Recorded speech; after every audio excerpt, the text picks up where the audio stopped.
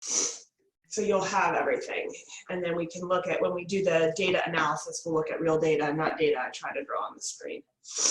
Okay, but are there any questions before we go ahead and get started? Okay, didn't look like it. Let me get my old notes up so I know what I'm going to see.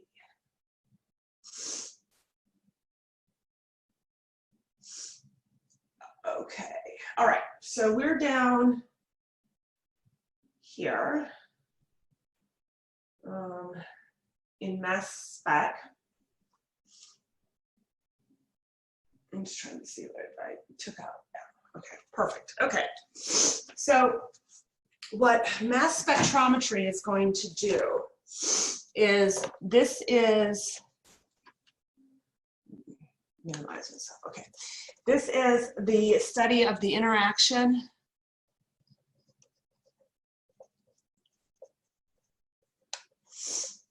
between matter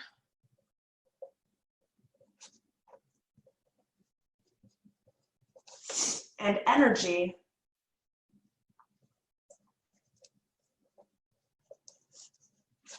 but the energy is not light. So when we were talking about, my nose is bothering me. When we were talking about IR, we were talking about using infrared light, which is part of that entire electromagnetic spectrum. In mass spectrometry, we're still going to use energy, but that energy is going to be delivered to the molecule in a form other than light. Okay. The way that we do this, so this is not EMR, but we're going to use high energy electrons to perform a process called ionization. And there's lots of ways to do this ionization. You can have a Coulombic explosion. There's lots of ways to get high energy electrons. But the purpose of the activity and mass spec in general is that it's going to give you the mass of the molecule. Okay, now there's always caveats to this. There are molecules in which the process of ionization, the molecules will break down before you can see the mass of the entire molecule. The things you're going to do, you will be able to see the mass of the whole molecule. Okay. The other thing that happens in mass spec is that when you ionize your molecule, the molecule becomes unstable and it'll break down into little pieces. And the way that the molecule breaks into pieces tells you a little bit about the structure of the original molecule. So the other thing you can study here is a process called fragmentation. Okay, now fragmentation can be a very difficult part of mass spec. So the part we're going to look at with fragmentation is going to be sort of like the tip of the iceberg. It'll be a basic fragmentation, but what we're really going to do is to use the mass of the molecule. Now what you're going to do at the end is that if you know the mass of the molecule from mass spec and you know the functional group information from the infrared, then you can build or propose and draw a molecule that could be associated with both of those two types of data. So in your mass spectrometer, this is going to be the molecule that you're interested in. Okay, now you put more than one molecule in. You don't need a large, highly concentrated sample, but you're going to put in or inject many molecules into the mass spectrometer. Okay. So this compound, and it doesn't matter what's out here R groups or whatever, it doesn't matter. This is going to be your parent molecule. Okay. And this has some mass and it's neutral charge. Okay, so it goes into the detector. These electrons here, these are the high energy electrons that hit the molecule.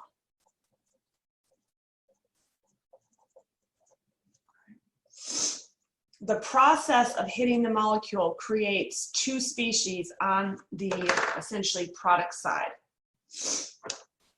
Okay. Now I have that drawn as a dot on purpose.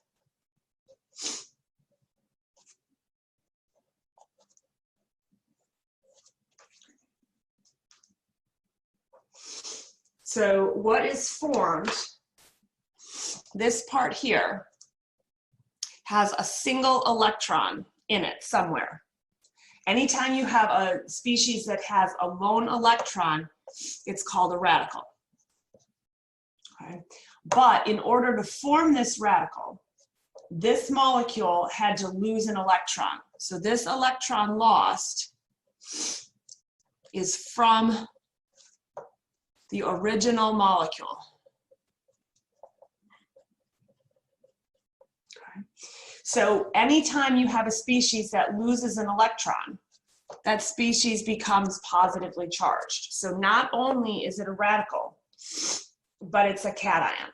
So we call this the radical cation, or we're going to call this the molecular ion and give it a symbol M plus dot.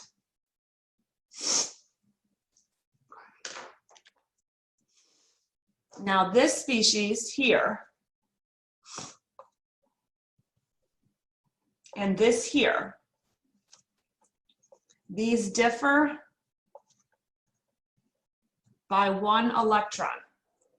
Okay, electrons weigh about 10,000 times less than protons and neutrons. So the masses of these two things are the same.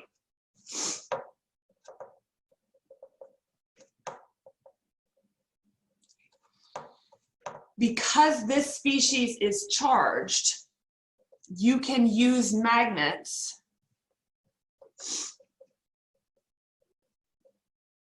to move it, or magnetic fields. So you can move this thing along the piece of instrumentation so that this reaches the detector, and the detector measures the mass. So when this species reaches the detector and gives you a mass, it's the same mass as the molecule you originally put in the system. This is destroyed to make this.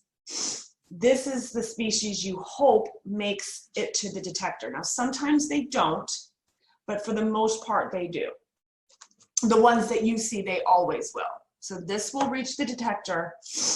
This thing is just lost. Okay. Now you have multiple atoms or molecules of this in here. So there's a couple different processes that can occur. Are there any questions about this initial process before we move on?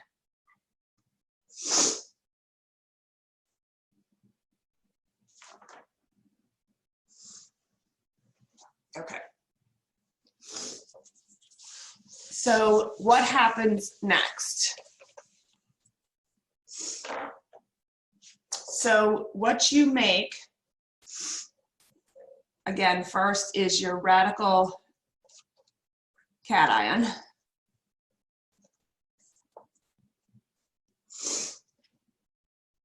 And this will go through a process, again, called fragmentation.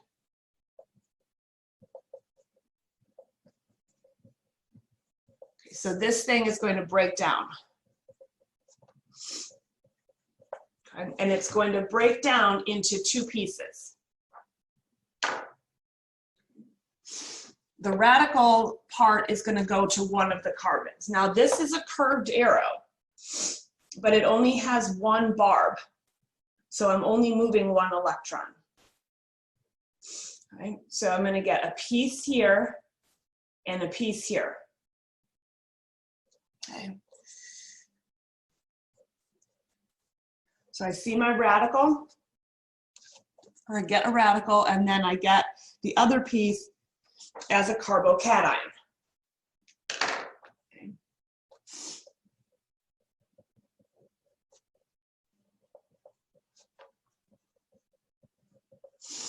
Of these two, the only one that I can move towards the detector by using a magnetic field is the carbocation. So the carbocation can be moved by a magnetic field to the detector. Okay, so some of these molecular ions reach the detector, some don't. So you have a population distribution. Some reach the detector, some break down, and those that break down into pieces that also can reach the detector. Okay, so if you have two molecules, A and B, and A is this species that reaches the detector,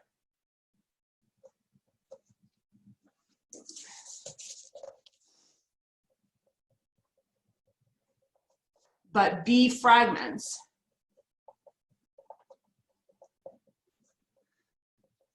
the carbocation piece can reach the detector. So you're going to get a range of masses of different positively charged species that can hit and be interpreted and give mass information, all related to the original molecule. Okay, so only the carbocations reach the detector. The radicals, these are just considered to be lost in the instrument. You can't move those, so they just likely hit the walls and are destroyed. Okay, so a radical, again, is going to be a chemical species with an odd number of electrons. And when you have an odd number of electrons somewhere in the molecule,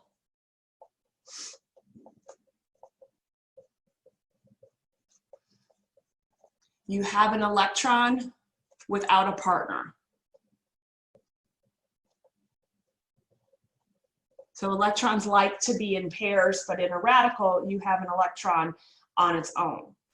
Radicals, not in this instrumentation because they get lost, but radicals are highly reactive because of that electron trying to find a partner. It'll take an electron from anywhere. The other species, again, is a carbocation, which is going to be a carbon with 3 bonds and 0 lone pairs, such that the carbon has a formal charge of +1.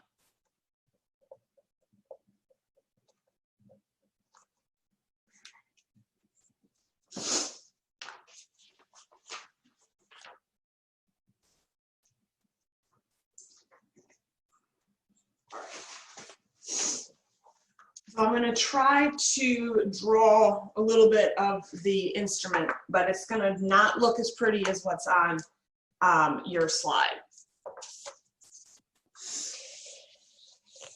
Okay, so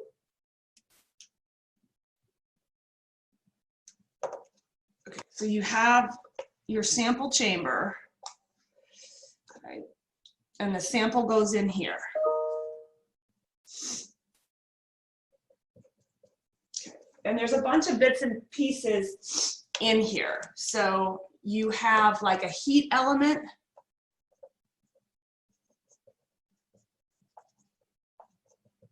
That puts the molecule in the gas phase.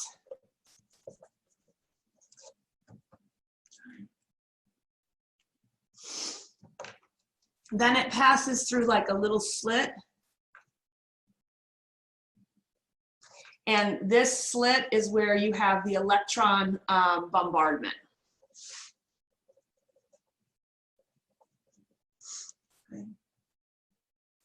Okay, then you have this thing, I don't really know how to draw it. It looks kind of like that.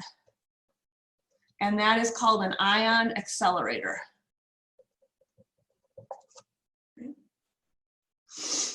So you have ions that are coming out here, and typically out in this region you would have, it's just going to look like a bar magnet, but it's really a generation of an electric field. So you have a positive pole and a negative pole, but that's the magnetic field.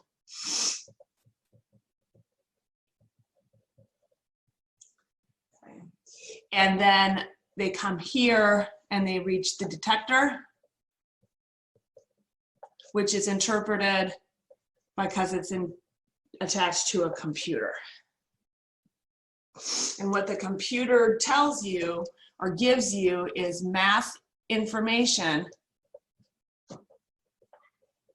about all the charge, the carbocation pieces that reach detector.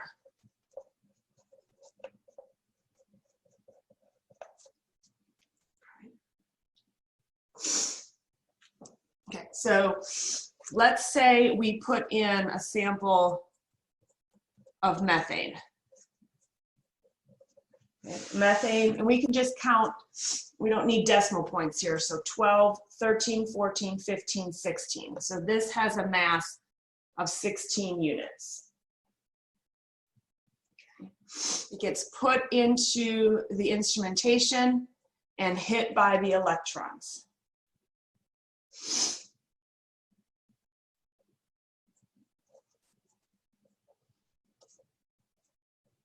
There's my molecular ion. Sorry, I forgot that hydrogen. And I've lost an electron. This thing also weighs 16 units. Okay, this thing, this is gone. This thing can break down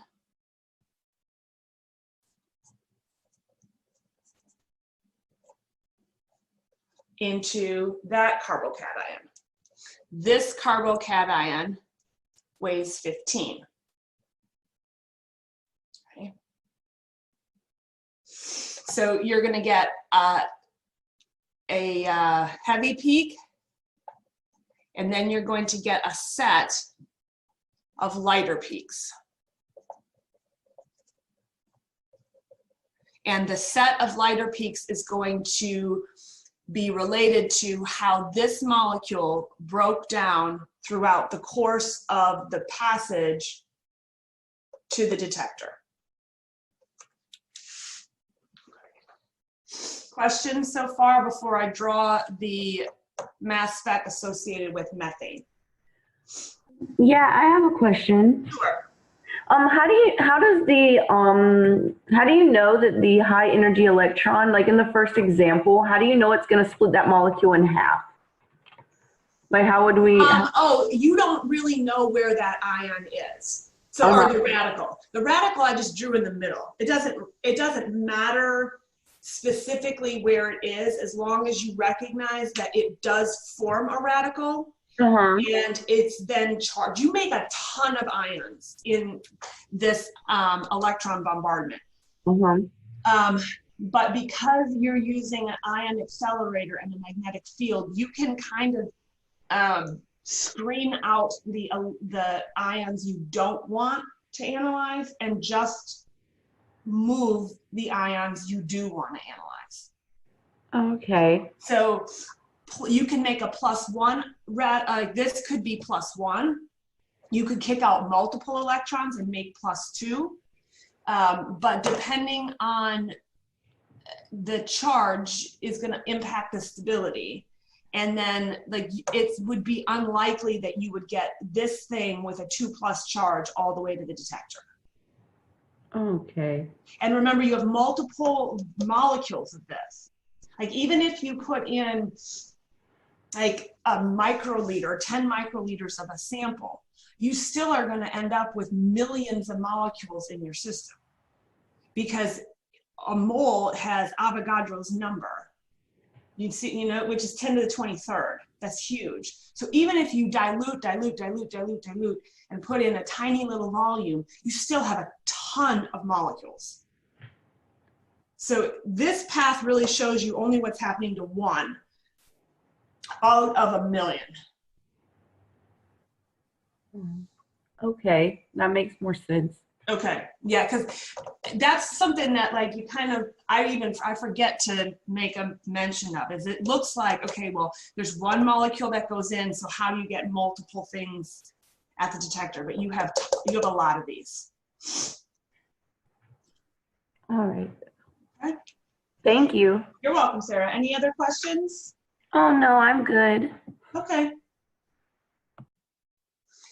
Okay, so we're gonna draw now, or you can look on the slides of the mass spec of methane. Okay, so it has an X and a Y axis. The Y axis is relative abundance.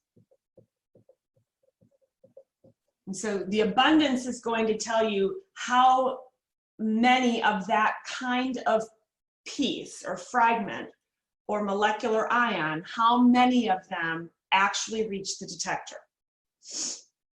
Okay, so relative abundance is going to go from 0 to 100. Okay. The x-axis is mass divided by charge, and that is labeled as m/z. If your charge is +1, then the mass over charge is equal to the mass. So we're looking at +1 fragments that reach the detector. Then you have tick marks, so it'll start at 0, 1, 2, 3, 4, 5, 6, 7, 8, 9, 10, 11, 12, 13, 14, 15, 16, 17, 18, 19, 20. Okay, and so on. So mass increases from left to right. So methane has a mass of 16. Should have numbered them. So what you see, 1, 2, 3, 4, 5, 6, 7, 8, 9, 10, 11, 12, 13, 14, 15, 16. So at 16, would have been easier if I'd counted from the right. You see a peak. Okay. So this is the radical cation peak that reached the detector. Okay. In this particular molecule, you see a peak at 15, and then you see some at 14, 13, and it does look like you see a little something at 12. Okay, so I'm going to try to make these a little shorter, these tick marks. Oh, that looks terrible. Okay. All right. Now, the tallest peak, the one that's set at 100%, that's called the base peak. Okay. In this particular case, the base peak is also the molecular ion peak, but that doesn't always have to be true. Okay. Each one of these is a fragment or a smaller unit that was positively charged that reached the detector.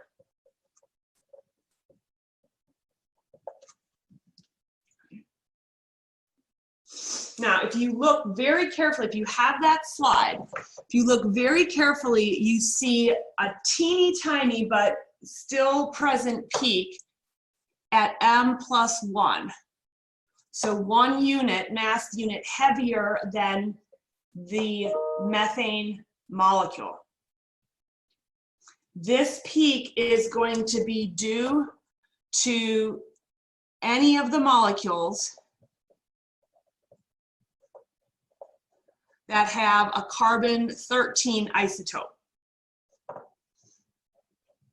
Okay, so if you have 100 methane molecules, 99% of them are going to have carbon-12 because that's the most abundant carbon isotope.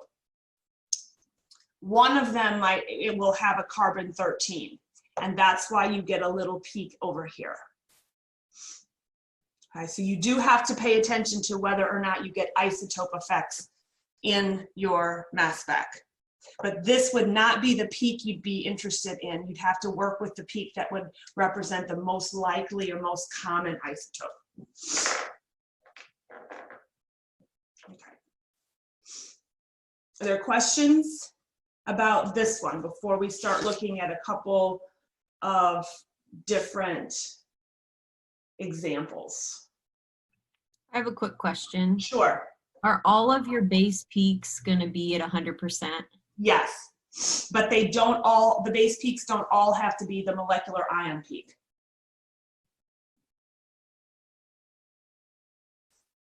The base peak is always 100%.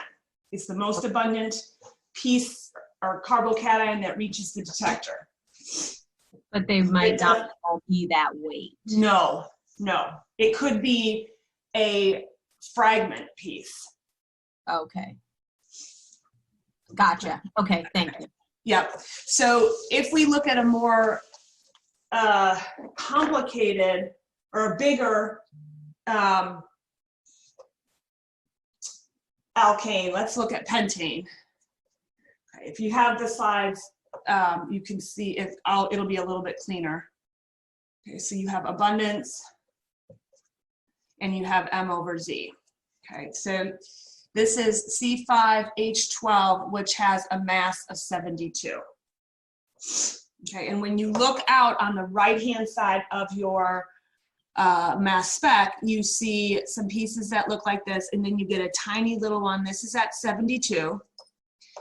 And so you can already see that it is not the base peak, but it is an important peak because it's the same weight as the compound you put into the instrument. This little one on the right, the 73, that's from any of the molecules that have a carbon-13 in there. Okay. Now in this particular molecule, when you look to the left of this first grouping, now you're starting to see another set of peaks. So you have a set down here, and these are all just going to be, you know, different losses of hydrogens and things like that. This one is at 57. Okay. Move a little bit farther, and then it's 40, 41, 42. Oh, those are pretty big. 41, 42, 43 is at 100%. So the 43 mass unit peak is your base peak. Base peak. Okay, and then you get another set of groupings here and another set of groupings here. So what this is telling you from at 72 is the weight of your original molecule. Okay. So when you look at the mass difference here, you say 72 minus 57. You're gonna watch me carry the math here. 15. Those are a difference of 15 mass units. CH3 weighs 15. So the difference between this and 57 is that you lost a CH3 radical. So remember, the radical doesn't reach the detector. It just gets lost on the instrument. So what that means is for this process to occur, the molecule had to break here. Okay, so you made this.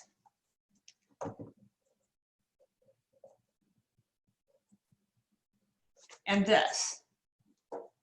Okay, and then you could do the same thing here and say 57 to 42. Now this is only going to have 2 hydrogens on it. Okay, 57 minus 43 is a difference of 14. That's the loss of a CH2. So that would be any of the molecules then that broke off here. And then you'd get a smaller piece here. So you can see how the molecule breaks down.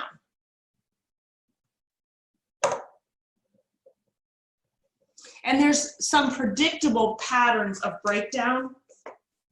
But really, all I want you to be able to do is, like, if you see something that's a difference of 14, 15, 14, this would be a difference if it broke down all the way here to begin with of 29, which would be the loss of an ethyl. Oops, I'm gonna run out of room.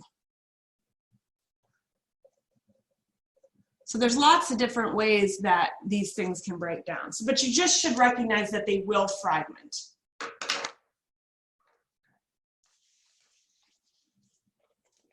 Okay, so the next thing that I want to do is focus a little bit here on this mass. Okay. The mass to charge of this species, the molecular ion radical, will always be positive unless the molecule has an odd number of nitrogens. So that's called the nitrogen rule. If you have 1 nitrogen in your molecule, this mass will be odd. If you have 3 nitrogen molecules, this mass will be odd. 5 nitrogens, this mass will be odd. 2 nitrogens, it'll be even. But you can tell whether or not a single or an odd number of nitrogens is in your molecule just by looking at whether your ion peak is odd or even.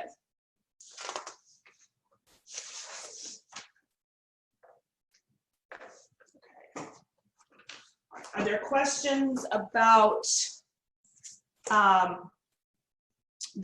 nitrogen rule or fragmentation? Because I covered fragmentation on this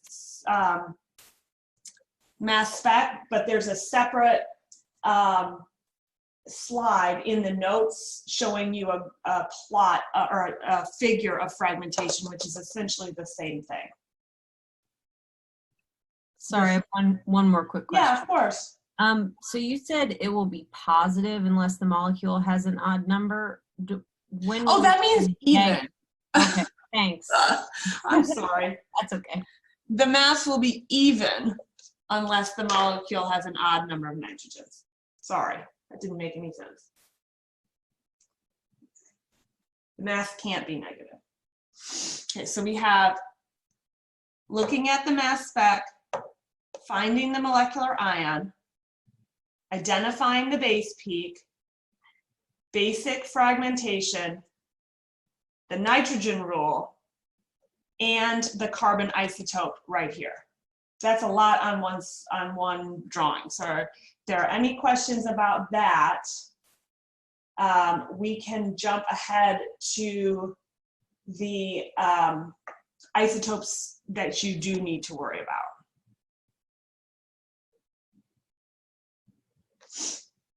Okay, so if you're following in the book or you are reading in the book, we're going to jump now to 15.11.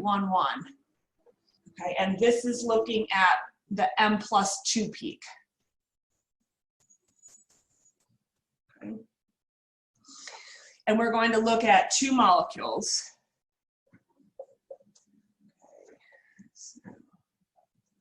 So chlorobenzene and bromobenzene. Okay, so you only have 2 halogens that you have to worry about. Okay? Now, this circle is going to represent 100% of the chlorine atoms in the whole universe. Okay? And if you use it as a pie chart, what you find is that 25% of it,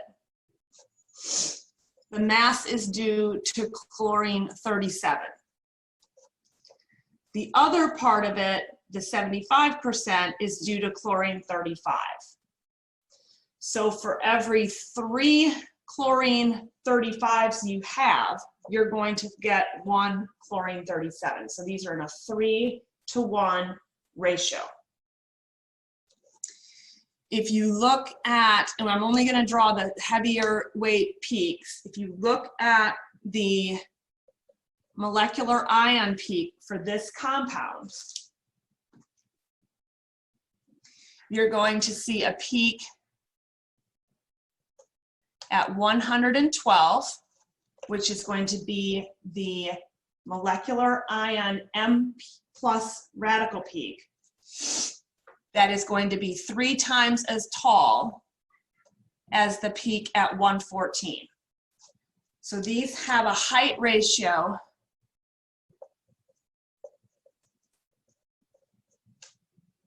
of 3-to-1, which matches the isotope ratio.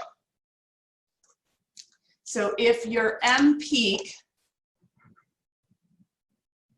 is 3 times as tall as your M+2 peak, you know that your molecule had chlorine in it. Okay. Now if you do the same analysis with bromine, and this circle represents 100% of all the bromine atoms in the universe, about 50% are due to bromine 81, and about 50% are due to bromine 79. Okay, so this is in a 1-to-1 ratio. So when you look at these values on your mass spec,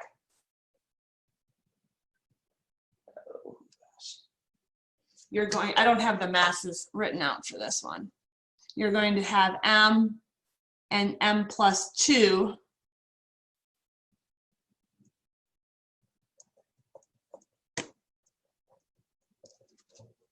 with a height ratio of 1-to-1.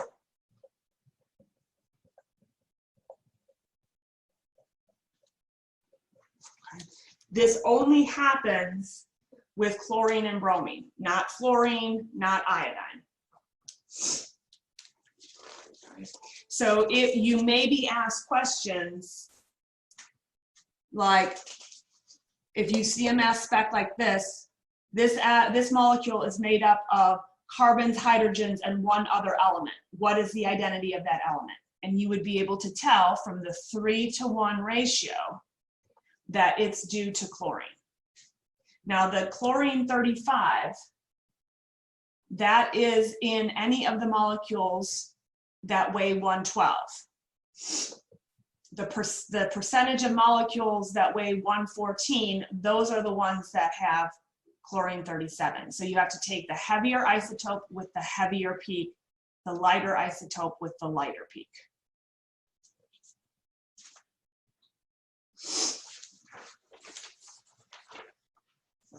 Are there any questions about M and M+2?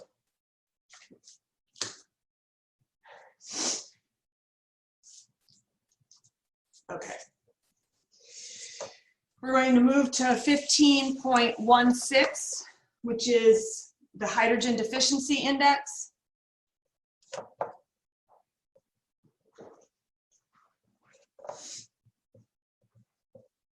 Nope. Yeah, that's right. And this is also called degrees of unsaturation.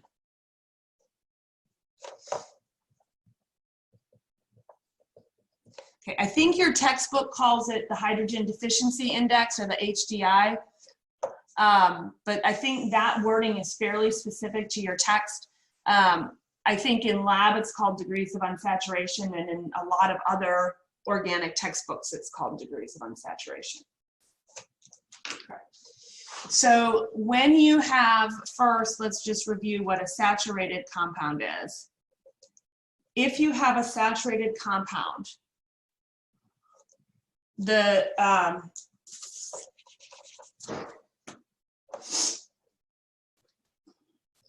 carbon atoms are full of hydrogens. Okay, so you have the maximum number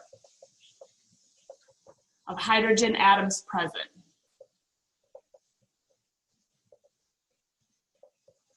Okay.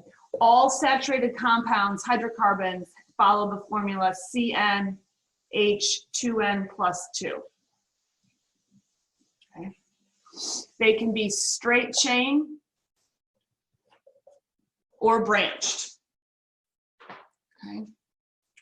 2, 4, 6, 2, 4, 5, 6, branched.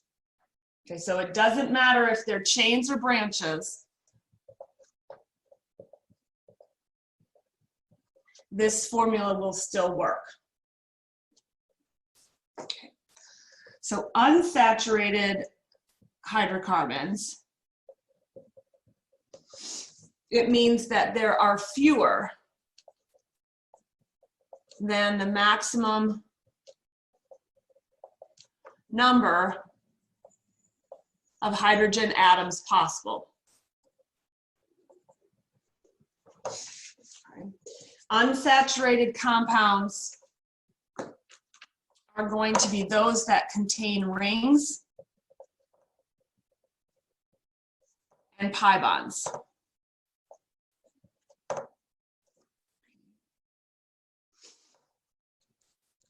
Each ring is 1 degree of unsaturation.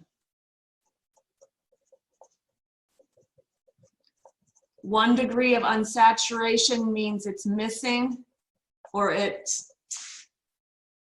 has 2 fewer hydrogens than the maximum.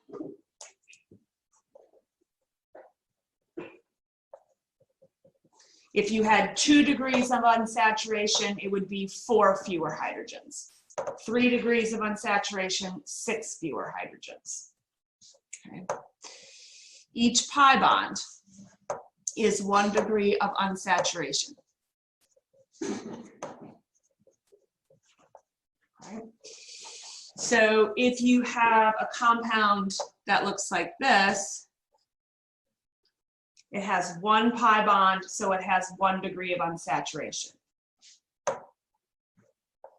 A ring, 1 degree of unsaturation. If you have a ring and a pi bond, 2 degrees of unsaturation. 1, 1, 2. Okay. If you have a triple bond contains 2 pi bonds. So that's 2 degrees of unsaturation.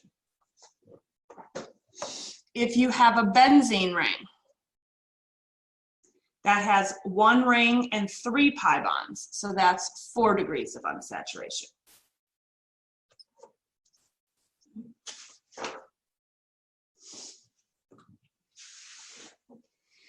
The way to determine unsaturation is that these have to be compared. You have to compare the formulas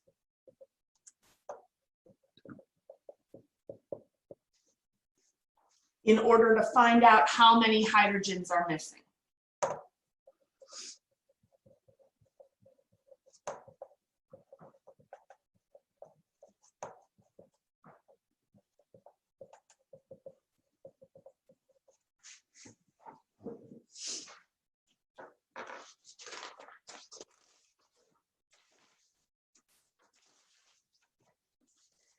Okay. Any questions so far?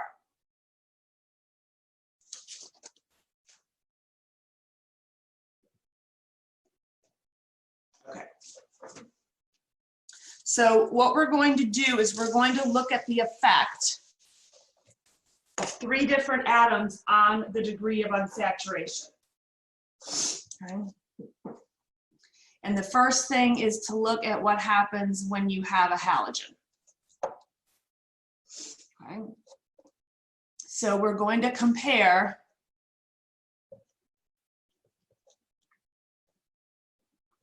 ethane to chloroethane. Oops.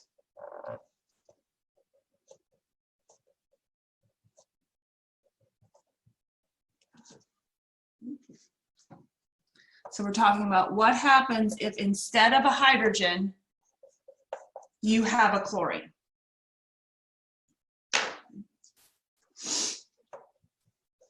The halogen replaces a hydrogen. So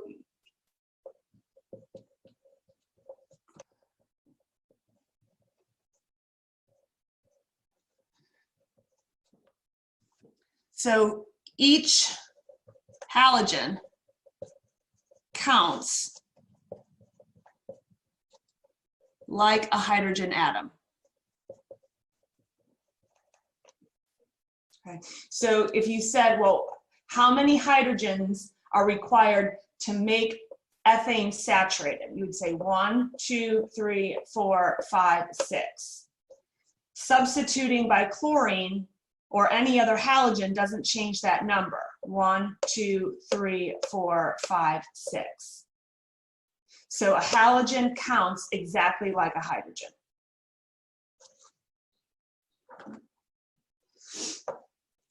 The second atom is an oxygen. Okay, and we're going to make ethane and compare it to ethanol.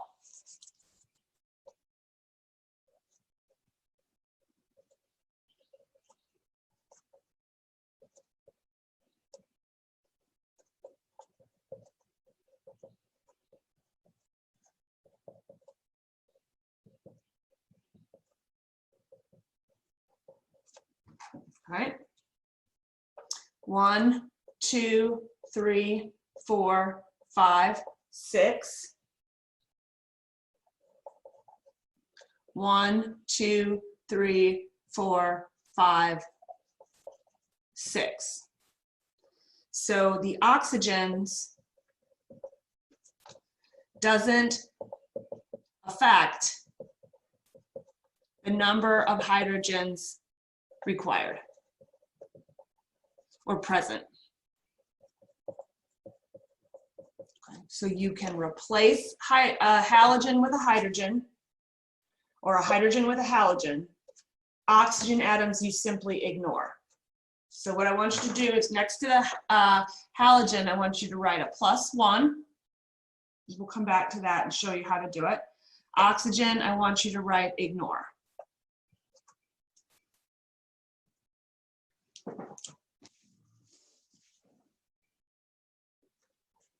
Okay. We have one more to do.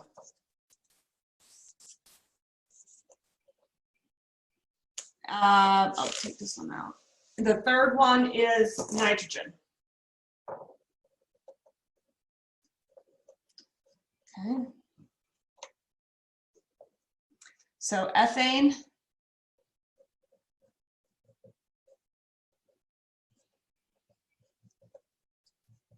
oops, that's supposed to be straight, versus ethylamine.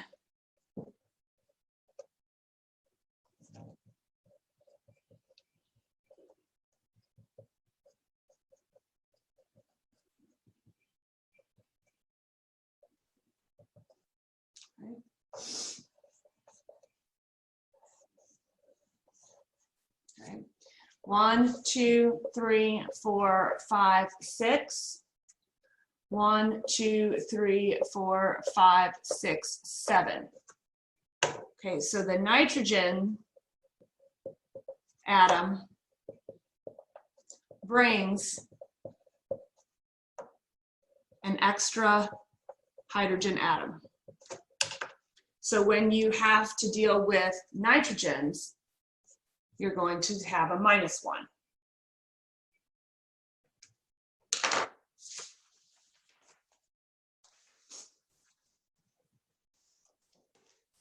So let's do a couple practice problems with this before we put everything together. Okay. Does anybody need the information on this slide?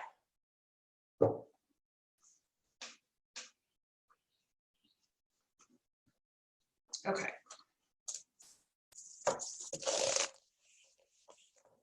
So what I want you to do is I want you to, over here on the right, I want you to write XON. And I want you to write plus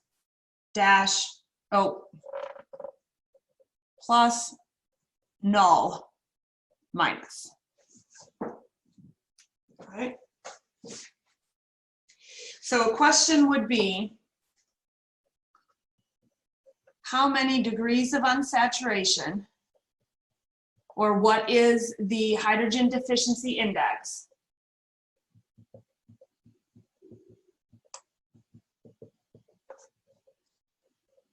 are present in the molecule that has C3H5Cl. Okay. Now you have two options. You can either calculate it, or you can try to draw that molecule and figure out how many rings and pi bonds you need so that you don't violate the octet and you take advantage of all of your valence electrons. So the calculation is easier. Okay. So this is the compound that we're analyzing. Okay. And we're going to compare it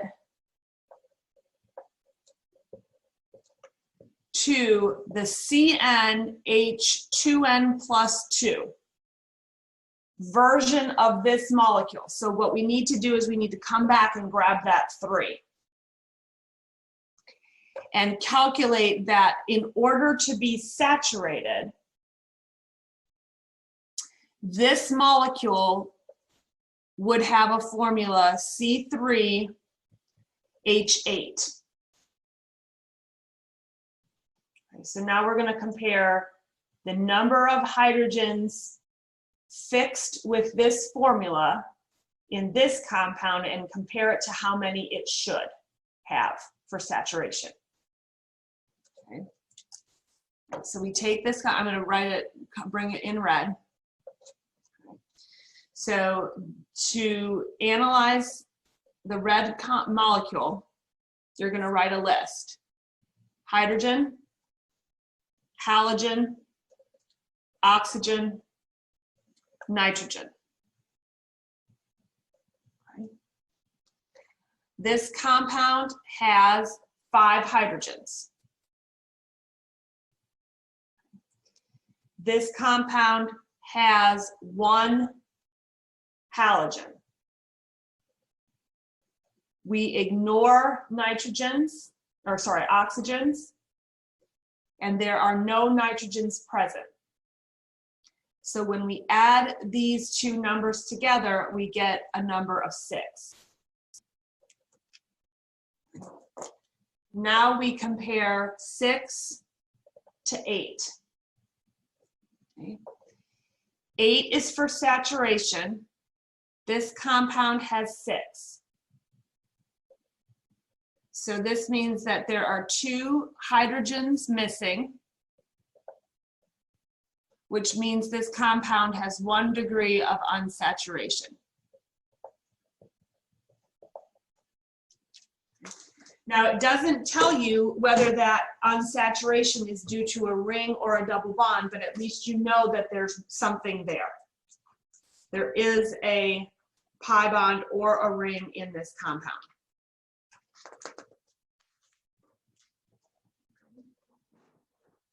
All right, we'll do one more together and then I'll give you one to practice. Okay.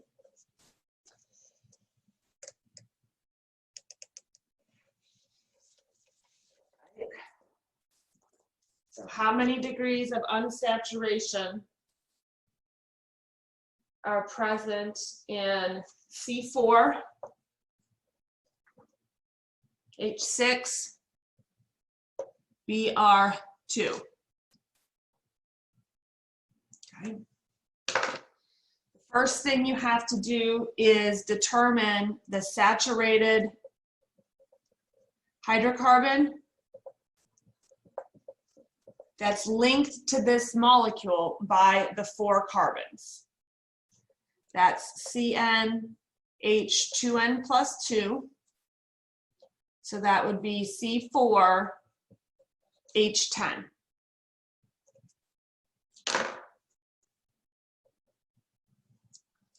Then you're going to take your compound that's in the red box and analyze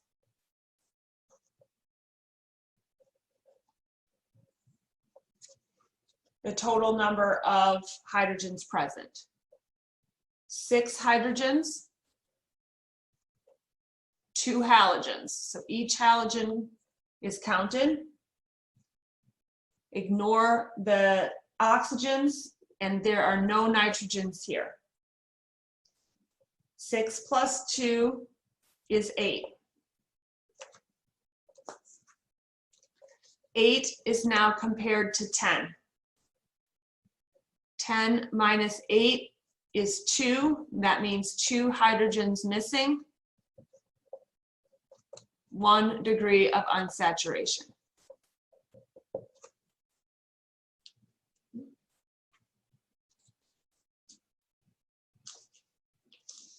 Okay, so the one I want you to try on your own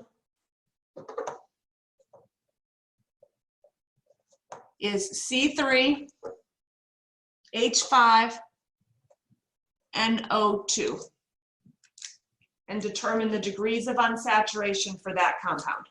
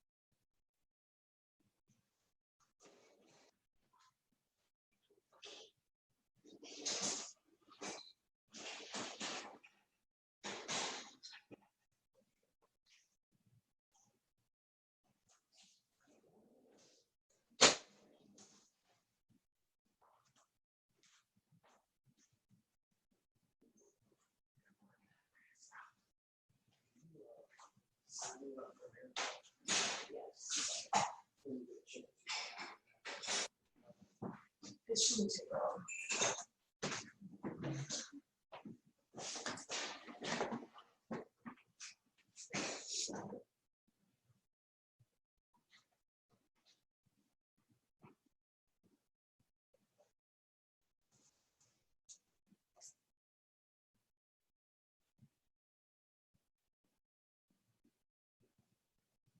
Michael might have to get up and be on school.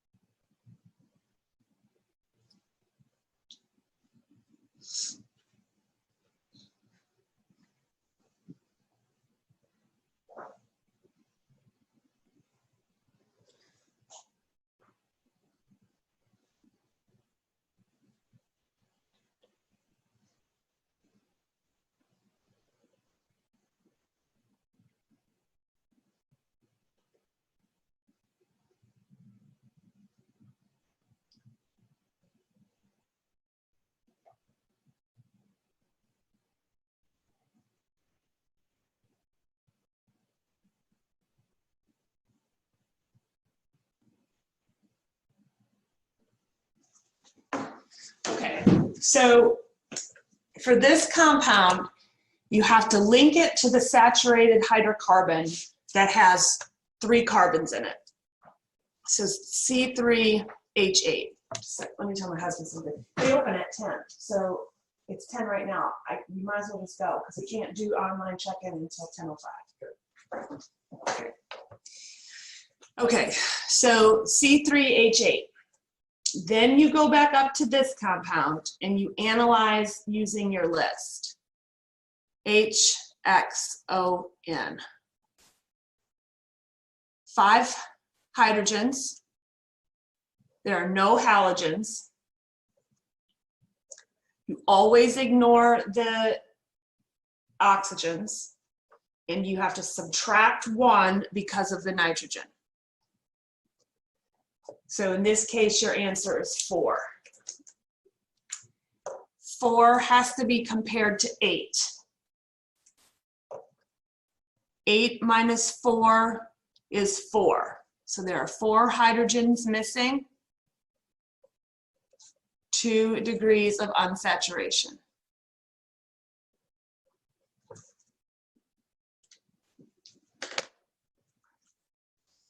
Are there any questions about that before we look at how the data gets put together?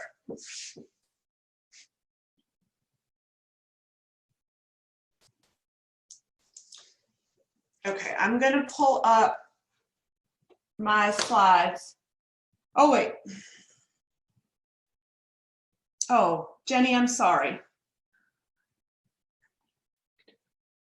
Jenny's question is, the higher, this is a mass spec question, the higher peak farther to the right will be the molecular peak. Not necessarily. It doesn't necessarily have to be the tallest in that group. If it's not clear, we always mark it at this level. So like if it's 58 and there's a teeny tiny little baby peak at 59, it's safe to say 58 is the peak. What happens is, like, you can't say that the 59 peak isn't important, because it is. It's important in terms of the isotopes, and the mass spec that you guys are going to analyze are going to be in whole numbers. So a mass of 1, 2, 3, 4, 5.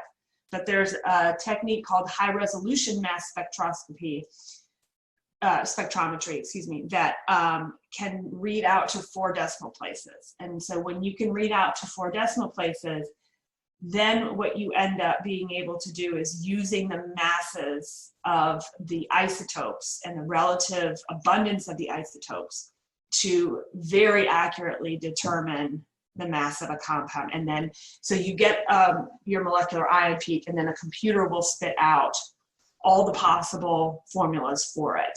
But the more decimal places you have, the more refined that search or that list of compounds could be. Does that answer your, okay, thank you. I'm sorry I missed it. Okay, so let me go to share.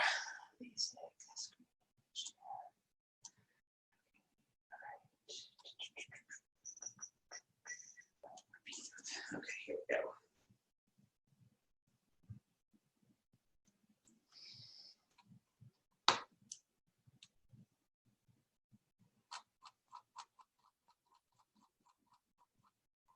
Okay. So questions. So this also, Jenny, like, so you can see here, like, it's been marked as where we want you to start. So in this question, you get a lot of information in the reading of the question. So what we've told you is that this is an unknown compound, but it contains carbons, hydrogens, and an oxygen. Okay, so you know automatically that there's 1 oxygen present. Propose a valid structure. Okay. You can start with either the mass spec or the infrared. It's your choice. But we'll start with the infrared because it's at the top. So what you would do is you would, again, find 1500 draw your line up. And then this stuff over here, you can ignore. Okay, because this is the backbone. It's not going to tell you anything. It's the fingerprint. It's going to tell you about the backbone of the compound. This region is diagnostic. Okay, come over and draw a line at 3,000. Okay, and then highlight your single, double, your single bonds here, oops, triple bonds, double bonds. Okay, and you can label it S, T, D. Okay. So if you look in the single or the triple and the double bond region, there's really nothing there of importance or significance. It's background stuff. But if you come into the single bond region, you see two features that are important. You see this feature here and this feature here. Okay. This jaggedy bit just to the low energy side of 3,000, that's the sp3 carbons bonded to hydrogens. Okay. In this region, hopefully you see that you have this big, wide, broad, smooth peak.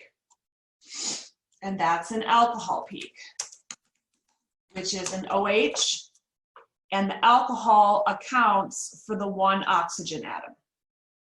Okay, so what you've gotten from your IR is that this molecule is an alcohol. Okay, you don't know which alcohol yet until you come down and look at the mass spec. Okay, so the mass spec data at this point, there's more that you can get from it, but what you need to get from it is that you have this peak at 74, and it's labeled as your molecular ion peak. Okay. So your parent compound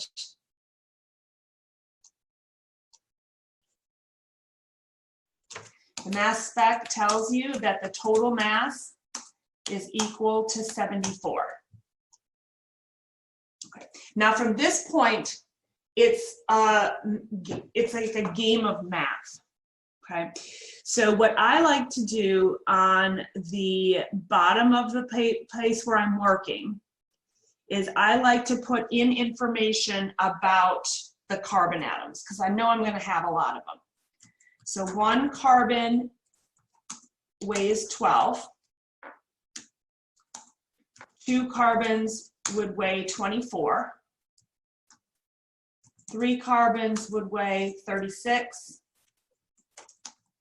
4 carbons would weigh 48. Now this one, I don't know why the next one is always the one that causes issues. I've seen so many people go from 48 to 50. You have to bump up to 60. 6 carbons is 72. Okay, so you just kind of need that key on the bottom of your slide. Okay. Then what you do is you analyze the total number of atoms that can account for a mass of 72 when you only can use carbons, hydrogens, and 1 oxygen. Okay. So you start with your total. 74 is all atoms in the compound. The first thing you're going to do is subtract out 16. That's the mass of 1 oxygen atom.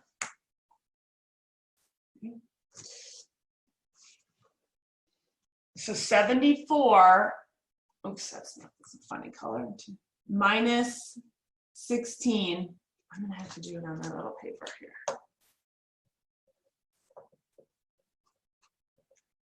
56. Hope that's right. Oh wait, no, I did 72 minus 16. 58. Okay. So 58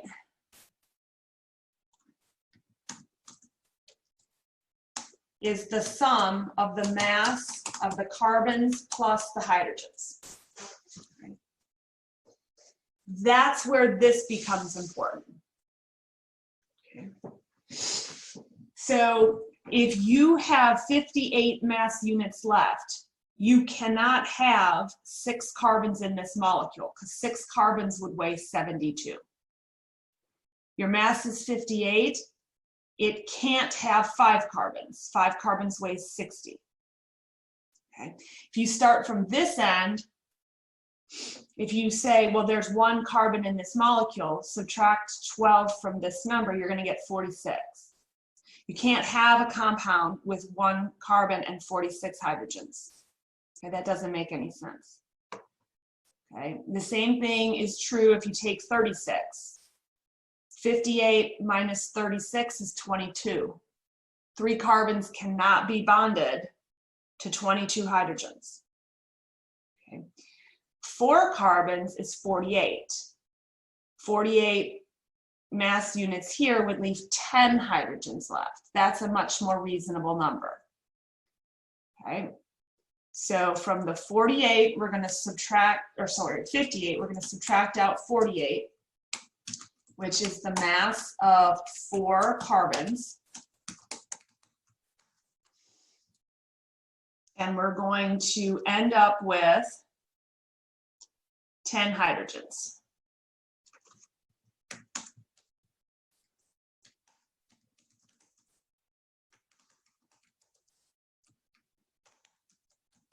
So from this analysis, we are saying our compound has 4 carbons, 10 hydrogens, and an oxygen.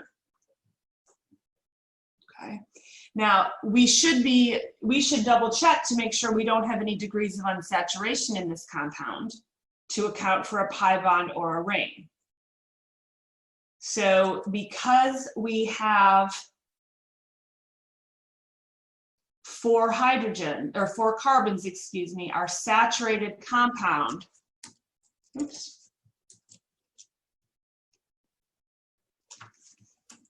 would be C4H10. Okay, so these already match.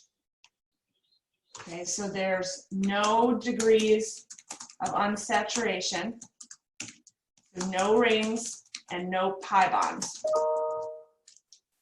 So you have to propose a valid structure with 4 carbons and an oxygen that's an alcohol. Okay, so you could draw, you could draw any 4 carbon alcohol you wanted. 1, 2, 3, 4.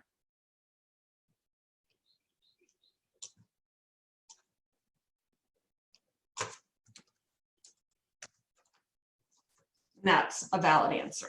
So that's 1 butanol, or so excuse me, 2 butanol. You could have made 1 butanol. You could have made a branched alcohol. Any of those would be right. Okay. All right. Are there questions about that one before I give you one to practice on your own, and then we'll move into chapter 5. So this is the last stuff that'll be on the exam on Monday.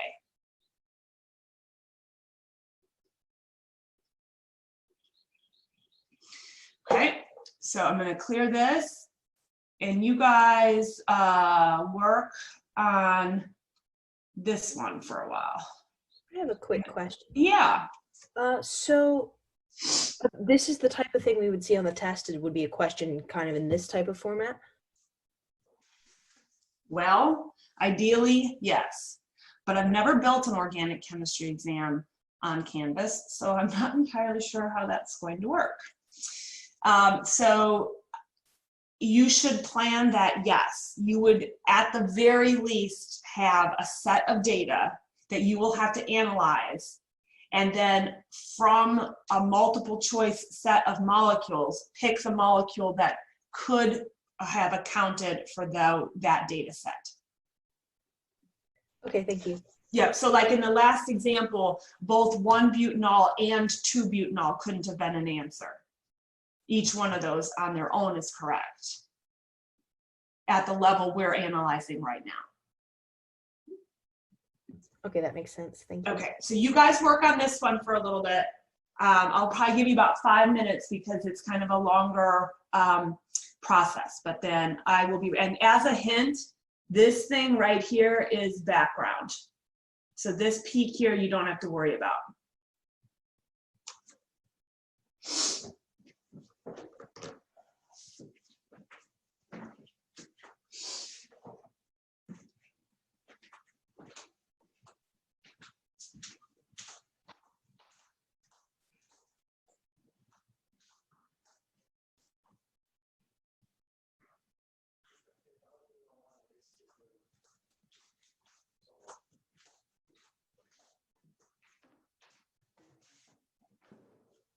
Can't download the app. I'm sorry, say it again? I can't download the app. Oh, I don't ever do it on the app. I just do it on the internet. It's okay, I'll do it.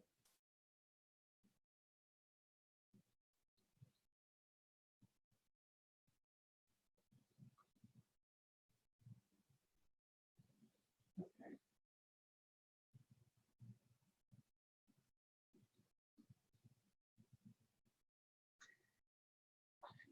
388. 338, is that your number? 3387. What is your phone number? 338-7331. It's probably underneath yours, isn't it? Yeah, but I'm gonna put it under yours. So you're 33 minutes. Okay, thank you. How did you do that? Great.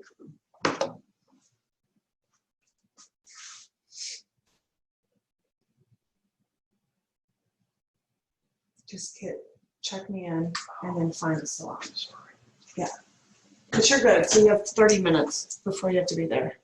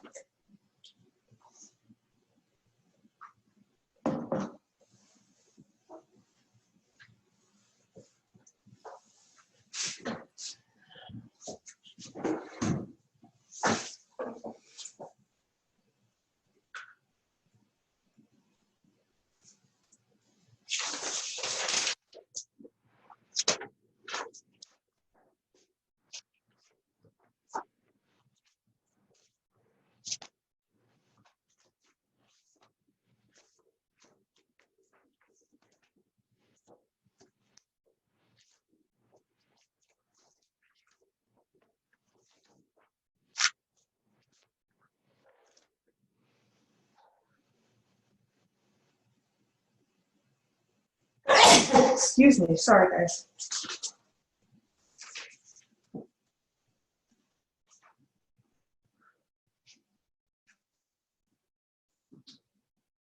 Excuse me. A couple more minutes and then we'll do it together. I have a quick question. Yes. I'm having trouble being sure of what the mass I should use for the mass of the molecule in the mass spectrometer. Okay, so remember in this case, you want the mass that is most likely going to be related to the parent molecule. So, or the molecule that you put into the spectrometer. So this is carbons, hydrogens, and oxygens, which means it has to have an even mass because it doesn't have a nitrogen in it. So when you look down at here, at the mass spec, this one at 72, there's not going to be peaks that are heavier, that are important, that are not shown. So the place to start would be at 72. Okay, thank you. Yeah.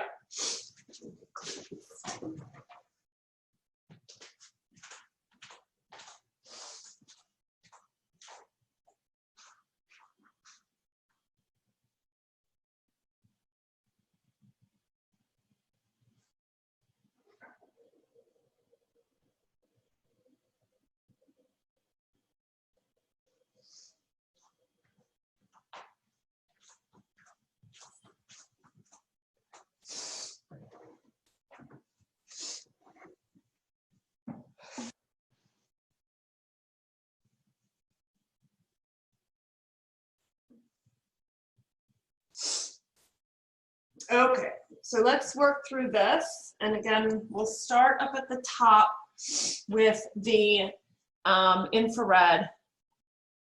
Okay, and we'll come to 10, 11, 12, 13, 14, 15. So we can ignore what's on the right of that. Come to 3,000. Okay, draw up. Okay, and then I already told you that this thing here can be ignored. So the only things that you have when you look at the STD regions is, let's see, let me get the right line width. This here and that there. All right. So again, this is going to be in almost every compound you see, sp3 carbons bonded to hydrogens. This thing here is the carbonyl stretch of a carbon double bonded to an oxygen. Okay. Now at this point, it might be a nice idea to come up here and look at the one oxygen. Okay. So functional groups with oxygen atoms, you have ketones, aldehydes, alcohols, ethers, esters, and carboxylic acids.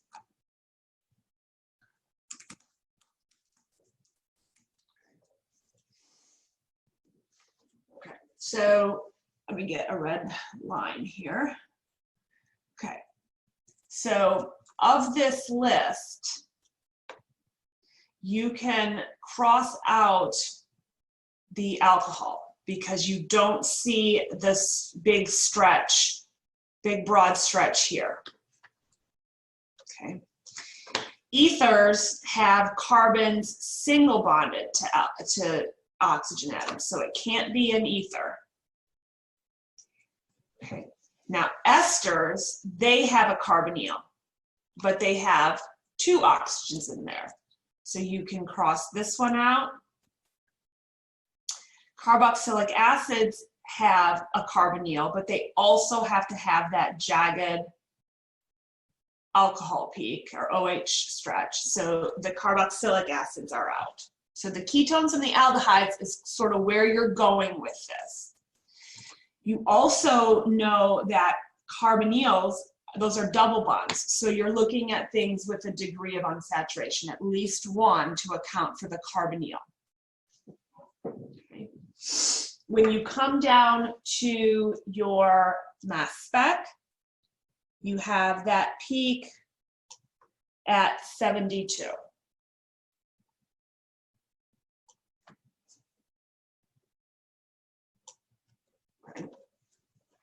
Now, these other peaks are going to give you other more detailed information, but we're going to be okay with just taking 72. Okay. So I would start with 72, which is the total mass. And I would subtract out 16, which is the mass of the oxygen.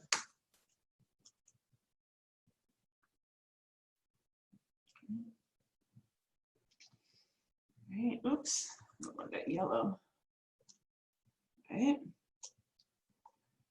72 minus 16 is 56. This is the mass of the carbons plus the hydrogens. Okay. Now again, down here you could have a key, 12, 24, 36, 48, 60, etc. Again, 56 has to be the sum of the carbons and the hydrogens. So these small masses down here, these don't make any sense because you're going to end up with a ridiculous number of hydrogen atoms. The sum of the mass can't be greater than what you have available. So again, we're looking at something with 4 carbons. So we would subtract out from 56 minus 48, which is the mass of 4 carbons.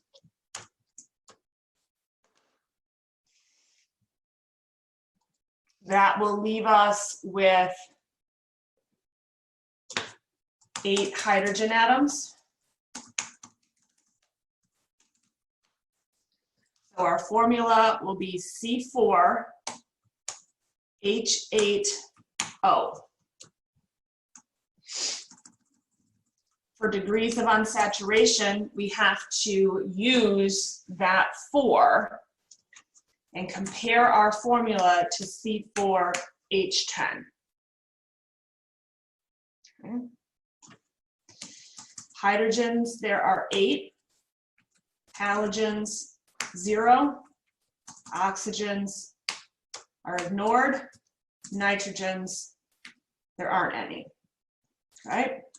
So when you analyze this compound, what you're left with is 8. 10 minus 8 is 2 hydrogens missing. That's 1 degree of unsaturation. Right? And that matches the fact that you need to have a pi bond to account for the carbonyl. You still don't know whether the compound is an ester or an aldehyde. Most likely it's going to be, a ketone or an aldehyde. It looks by this line shape to be a ketone, but if you drew an aldehyde, it wouldn't be wrong.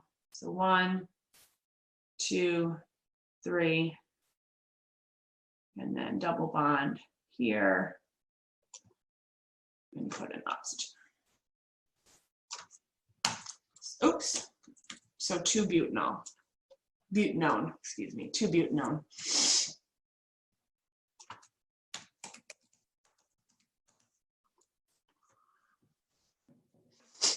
Okay, any questions about this one?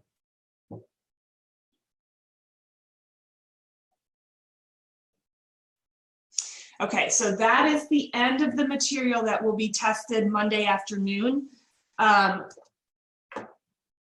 I will email you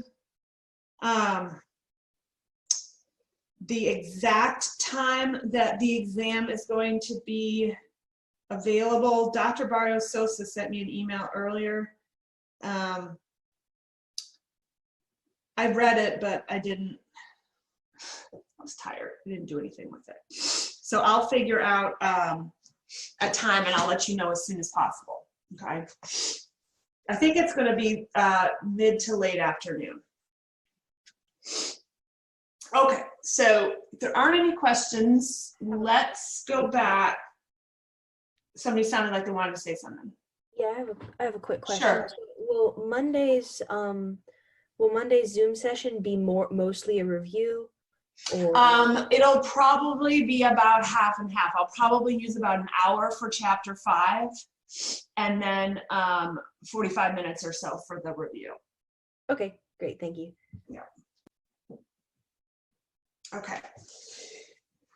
So chapter 5, I don't, like the first couple chapters, it may be easier for me just as an introductory type thing to use the slides from here. Where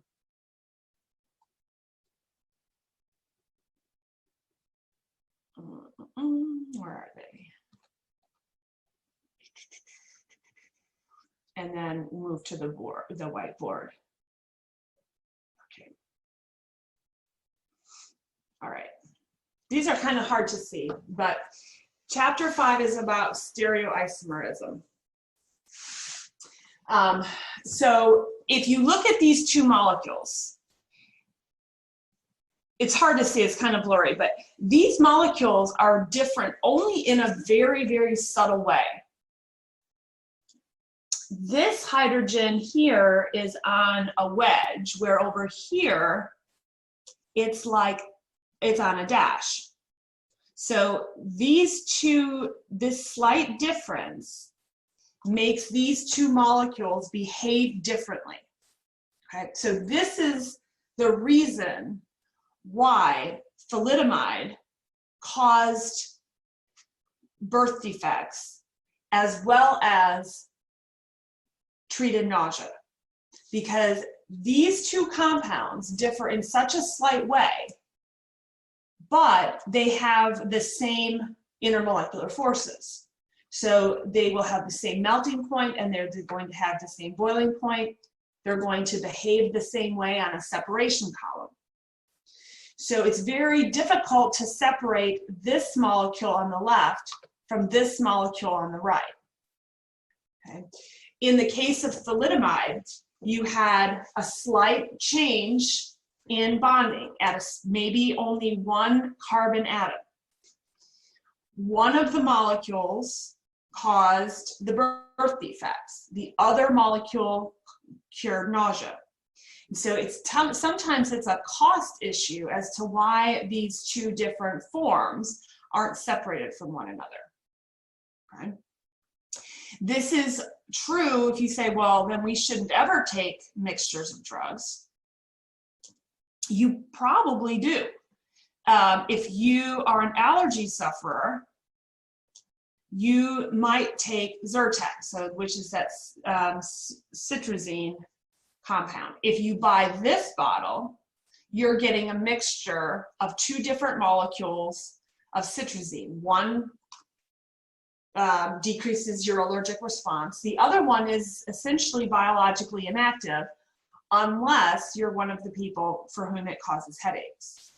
If you suffer from side effects from Zyrtec, then they typically switch you to Xyzal. And Xyzal is only the component of Zyrtec that clears up allergies. It's removed the other molecule that causes the headaches. Okay, so the relationship between these two compounds is similar to the relationship that you would think about between these two baseball pitchers. Okay, so this pitcher here is a lefty. This pitcher here is a righty. So he throws with his left hand, he throws with his right hand. Okay, so what I want you guys to do, you all know, if I asked you if those two could share a baseball glove, you'd say no, because the hand that you put into the baseball glove depends on the shape of the actual inside of the glove. Okay, so what I want you guys to do, we have time to do this, is I want you to hold your hands up facing one another. Okay, and then separate them a little bit. And they look, if you consider that there would be a mirror between them, they're mirror images of one another. Your pinkies are closer to your pinkies. We call him tall man in our house. Tall man is close to tall man. Pointer, ring, and then pinky. Okay. No, I already did pinky, thumb, thumbkin. Okay. So they're mirror images, but I want you to take a minute to try to overlap them in such a way that your palms are facing in the same direction. All your fingers are pointing in the same direction, and all your fingers line up with their partner. So thumbs overlapping thumbs, pinkies overlapping pinkies, but palms in the same direction. And I want you to see if you can do it.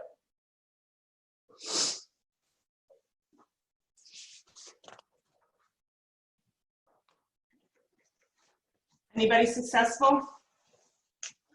Can you overlap your hands? I can't. I can get them facing in the same direction. Palms pointed. In my house, the windows are over that way. Okay, so my palms are facing the windows, but when I line them up, I've got a pinky and a thumb together. The tall men, they'll line up, but I've got a pointer and a ring, pointer and a ring. Okay, so if I try to say, well, how am I going to get these, how am I going to get my fingers to line up? The only way they line up is if palm to palm, but then that defeats the purpose of having both palms in the same direction. Okay, so some people are like, okay, well, what if you do this? Okay, because then you've got ring and ring, but then they're upside down because you have palm touching wrist and palm touching wrist. Okay, so there's no way for you to do that. There's no way, unless you're like a Frankenstein, for you to get your hands to overlap, even though they're mirror images. Okay. In molecules, you have that same thing happening. Okay. So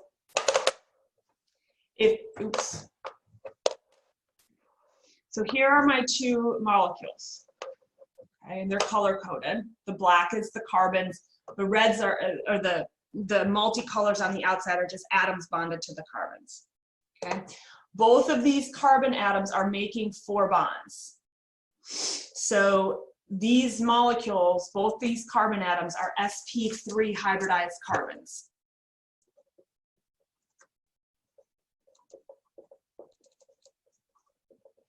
Now, actually, on this whiteboard, it's actually pretty easy to draw the mirror. Okay? So if I draw this blue line, and it's my mirror, then green reflects into green,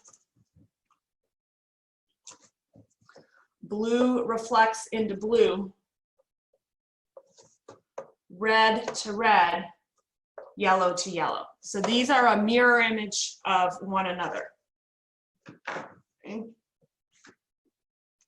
Now I'm going to try to do to these molecules what I had you do to your hands, trying to get them to superimpose, which means line up and lay on top of one another. Okay, so if I bring this one over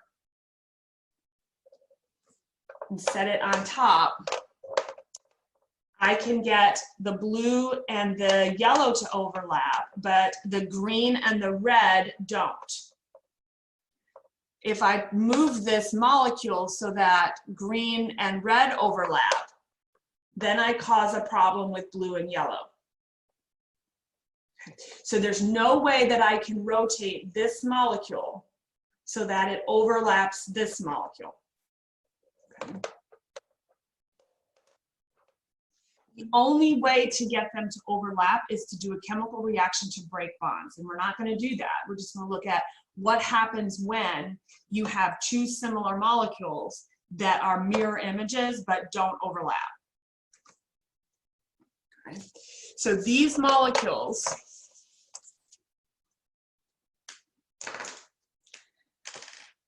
are non-superimposable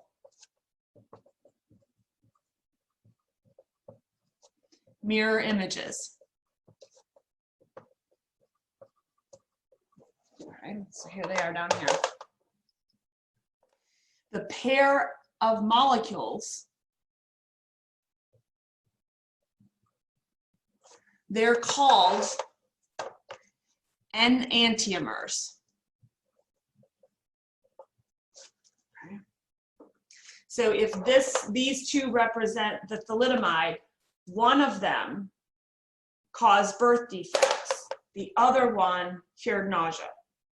Okay, so a lot of you are, biologically oriented and planning on like bio majors and stuff. And you've all seen those images where you have like a lock and key mechanism where this thing is going to be able to fit exactly into this thing. Okay, the enantiomers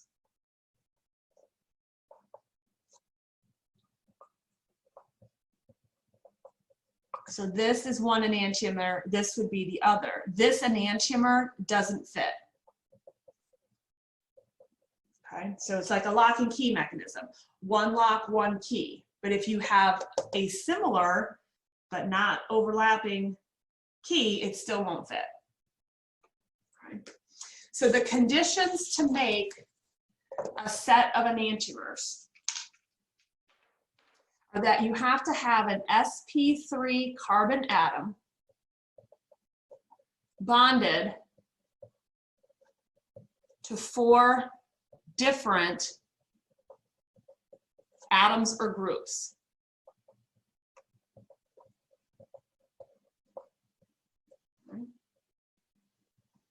So here's my carbon atom, and I'm going to write A, B, C, oops, I can't write C, D, and E. Okay. So I've got my carbon that's sp3 hybridized with 4 domains. A is not B, B is not D, D is not E. Okay, so these are 4 different things. The terminology you use is that you say that this carbon is chiral.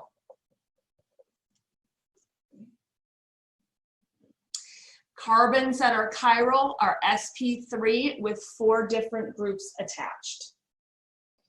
If you have a chiral carbon, it will have a non-superimposable mirror image. So it will have an enantiomer.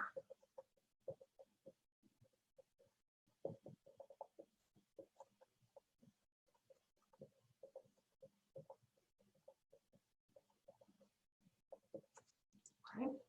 So that's where we'll stop today, and we'll pick up. It does. I don't normally spend, and some of it I think I'll type on the notes that I posted.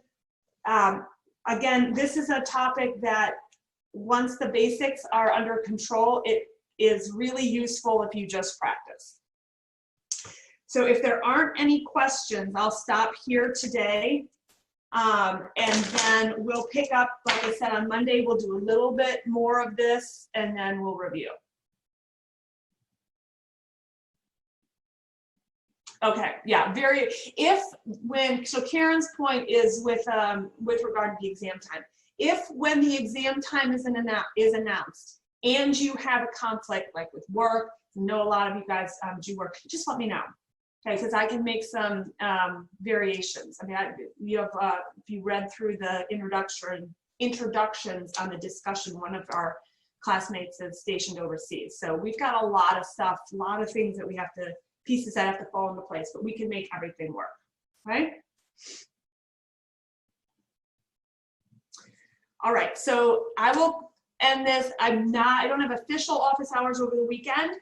If you need something, just let me know. I should be around most of the weekend. I don't think we're going to do anything. So, all right, I will see you guys on Monday. Have a good weekend. Sorry, I have a quick question about the discussion.